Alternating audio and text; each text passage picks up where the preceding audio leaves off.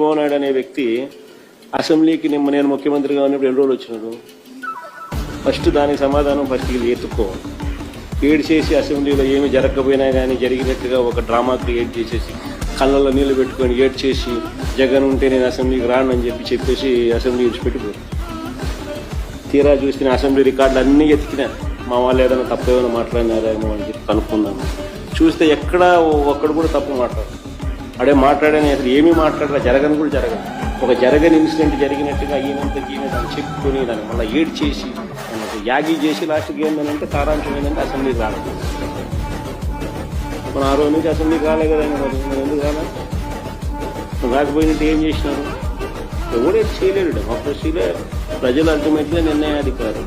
ఎట్టా ఈయన ఒప్పుకోకపోయినా ఇంకోటి జరిగినా 3 ఏళ్లలో ఎట్టా ఎన్నికలు వస్తాయి.